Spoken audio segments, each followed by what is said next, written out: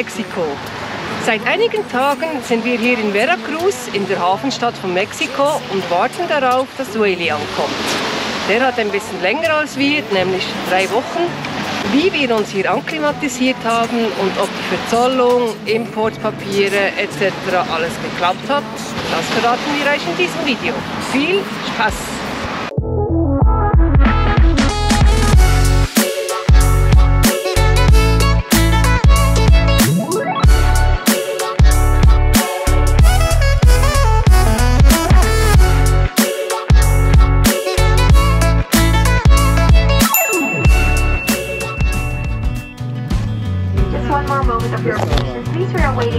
I guess I should have known the way to let it go, but I don't.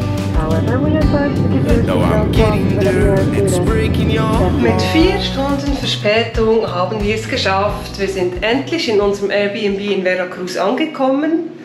War ein sehr langer Tag, ein bisschen mühsam, zumindest der letzte Teil, weil von Mexico City nach Veracruz, eigentlich nur ein stündiger Flug, haben wir flotte 4 Stunden gewartet und ja, anstatt abends um 11 sind wir jetzt halt morgens um 3 Uhr angekommen, aber egal, Hauptsache wir sind da, wir freuen uns jetzt aufs Bett und jetzt wird geschlafen.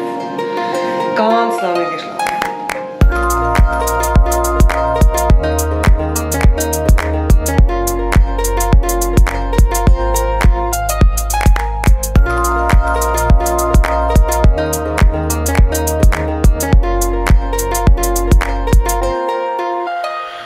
Das Jetlag haben wir verdaut, wir haben alles nachgeschlafen und jetzt sind wir bereit für die erste Joggingrunde und das bei 30 Grad und 95% Luftfeuchtigkeit.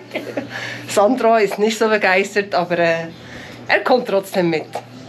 Mal schauen, wie gut diese Idee ist.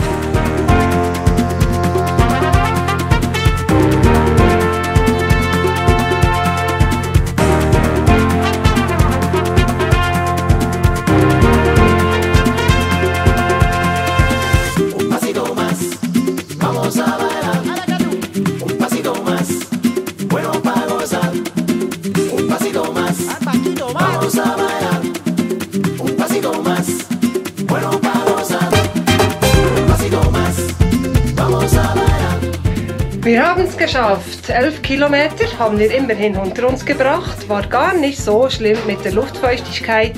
Und das Erstaunliche ist, die Mexikaner sind ein echt sportliches Volk. Also vorne an der Promenade war alles voll mit Rollbladen, Velofahren, Joggen ohne Ende. Also wir waren bei weitem nicht die Einzigen.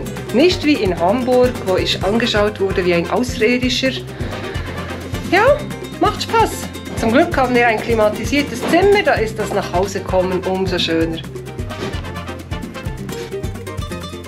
So, wie wollen wir das nennen? Another fucking day in paradise?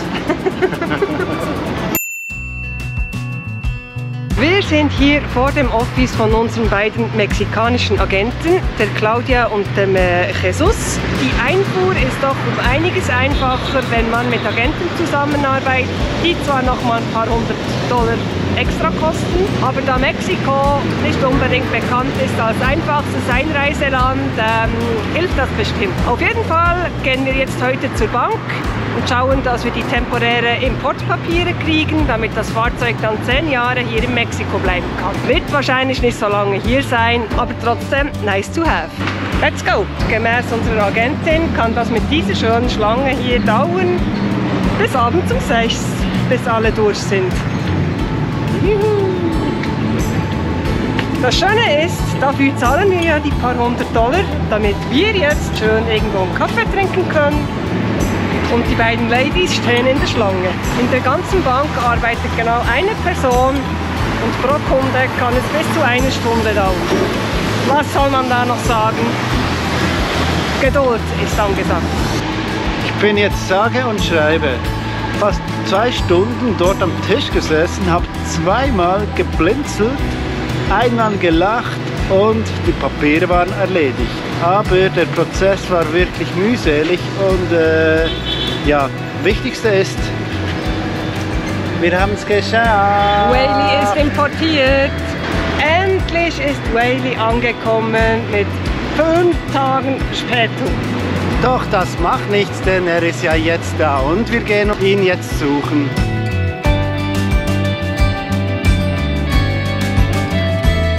Letzte Nacht haben wir übrigens unser erstes richtiges, heftiges Erdbeben erlebt. Das Epizentrum war ca. 15 Kilometer von Veracruz entfernt. Gemäß Einheimischen doch relativ ungewöhnlich ist. Ja, es hat ziemlich geschüttelt, morgens um 4 mit einer Stärke von 4,9. Hat also ausgereicht, um uns relativ schnell wach zu schütteln. Wir sind jetzt ziemlich im Hafengebiet. Ich habe eine Brücke gefunden, wo wir die Olympian Highway sehen und versuche jetzt ein paar gute Drohnenaufnahmen zu machen, ohne damit sie mich wegsenden, denn es ist grundsätzlich verboten, übers Hafenrevier zu fliegen. Aber wir riskieren es, für Whaley, einen Blick auf Whaley zu haben.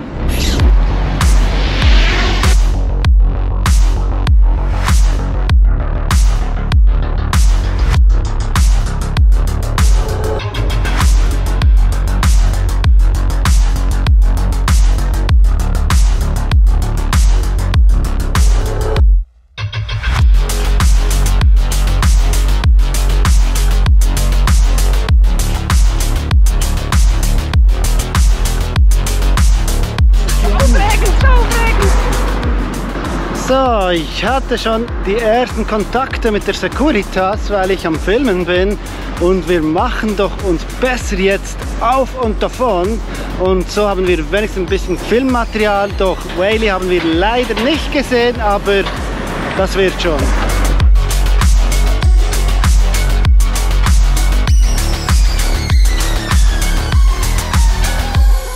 Es ist morgens um 6 und es geht los! Endlich ist der große Tag gekommen. Wir haben schon mal Fotos gekriegt gestern, dass Whaley gut abgeladen wurde. Auf den ersten Blick sieht schon mal alles ganz gut aus. Und heute geht es zum Zoll. Da hoffen wir, dass wir nicht das ganze Auto ausräumen müssen, weil ja, es gibt Schöneres. Wird schon gut gehen, und wenn wir ganz viel Glück haben, dürfen wir ihn vielleicht heute schon mitnehmen. Wobei diese Chance ist ziemlich klein. Es wird wohl eher darauf rauslaufen, dass wir ihn morgen oder übermorgen abholen können. Also, los geht's zum Hafen.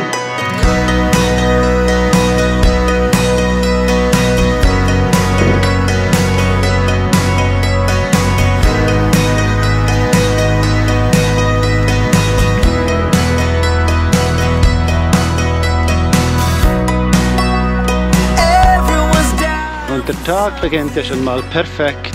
Auf der Suche nach einem Taxi und keines hält an. Wir sehen sehr wahrscheinlich unsympathisch aus.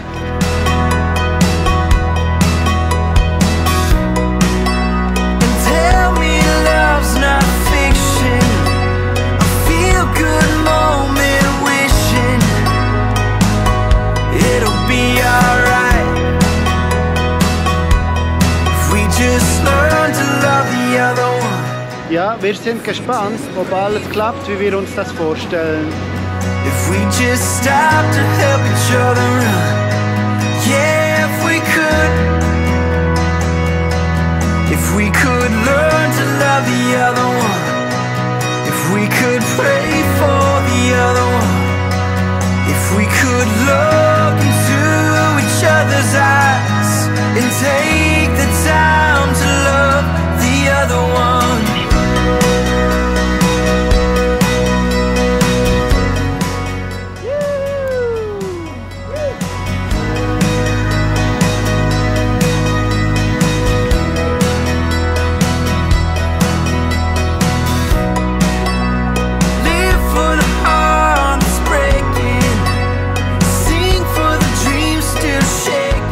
Wir haben alles ausgeräumt, wie es gewünscht wurde, damit der Drogenhund jetzt seine Runden drehen kann, um sicher zu sein, dass wir keine Drogen mitgeschmuggelt haben und auch keine Lebensmittel. Wir hoffen jetzt mal, dass wir wenigstens hier drinnen nicht noch alles ausräumen müssen, weil sonst wird es dann langsam ein bisschen mühsam.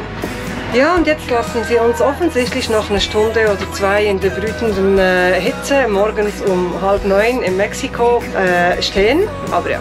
Irgendwann wird es weitergehen. Warten sind wir uns mittlerweile gewöhnt. 2 Stunden später ist es geschafft. Alles wieder rein. I wanna learn to love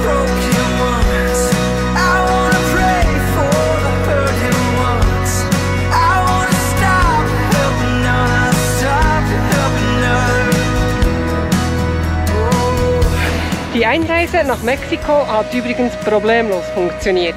Die beiden Fragebogen, die wir ausgefüllt haben, interessierten niemanden. Und wir haben ohne zu zögern das maximale Visa von 180 Tagen erhalten.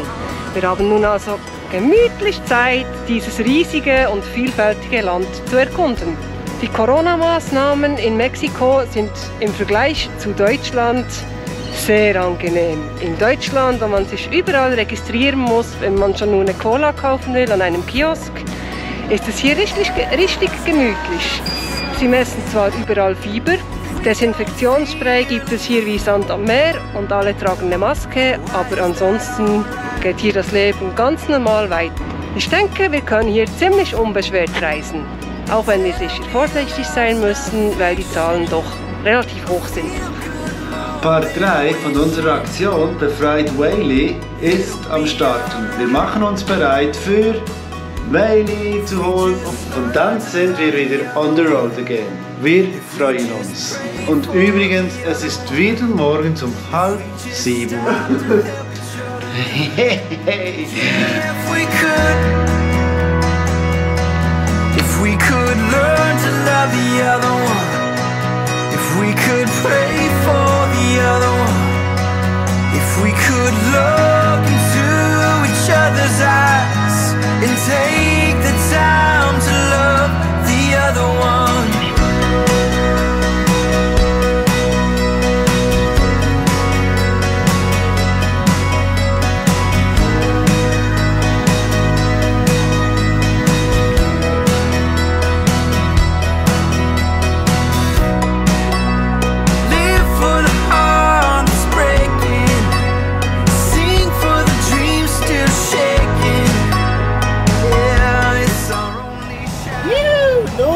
Endlich los, wir sind bereit.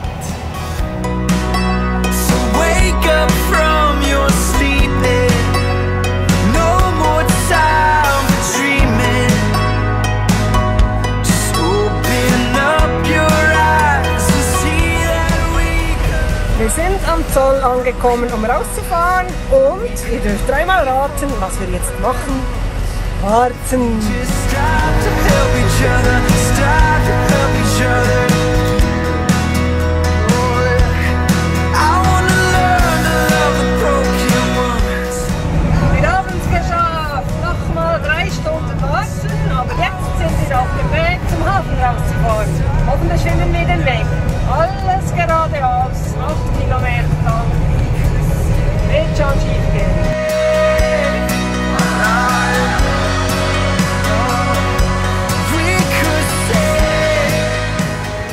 Das ist wirklich die geilste, weil sie hat wirklich eine Buße abgewendet, die wirklich von offizieller Stelle kam. Die war richtig teuer und ohne Schmiergeld, mit 3-mal blinzeln, fast weinen und gebrochenem Spanisch hat es funktioniert. Ja, genau. So, wir sind wieder zurück in der Straße bei unserem Airbnb. Das war jetzt alles, gerade ehrlich gesagt, ein bisschen viel und ein klein wenig stressig mit dieser Polizeiaktion. Aber ja, wir haben es gemanagt. Wir sind irgendwie da rausgekommen und anstatt 150 Schweizer Franken Buße zu bezahlen, ja, haben wir ihr Land gerühmt und wie nette Leute das sie doch sind. Und es hat funktioniert. Sie haben nochmal beide Augen zugedrückt. Naja, auf jeden Fall haben wir es jetzt geschafft und jetzt geht's los mit Wassertank füllen, Gasflasche organisieren, Diesel tanken und wieder einkaufen. Weil, wie ihr wisst, sind wir ja komplett leer und müssen die ganze Küche von null an neu einrichten. Und das ist jetzt unser Nachmittagsprogramm.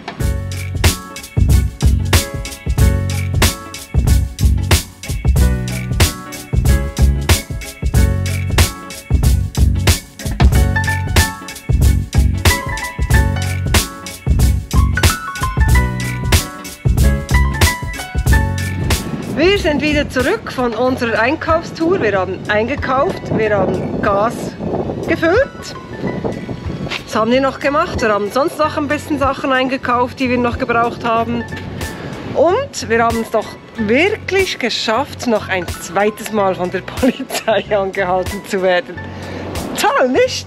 Sandra freut sich schon seit 3 Wochen darauf, dass wir endlich mit Whaley hier am Boulevard hin und her fahren können. Keine gute Idee, ist nämlich eine Gewichtsbeschränkung von 4,5 Tonnen, allerdings ohne irgendwo ein Schild hinzustellen. Der Polizist meinte, man müsse sich halt vorher im Internet informieren über die Gesetze. Man könnte auch einfach ein Verbotsschild hinstellen, wäre die andere Variante. Auf jeden Fall haben wir es geschafft, uns auch beim zweiten Mal rauszureden, ohne Buße und ohne Buße davon zu kommen. Der hat unser riesiges Chaos gesehen und irgendwann hatte auch der zweite Polizist des Tages Mitleid mit uns. Ja, wenn es so weitergeht, dann wird das richtig amüsant auf den Straßen hier. Jetzt gehen wir was essen und brauchen dringend ein Bierchen.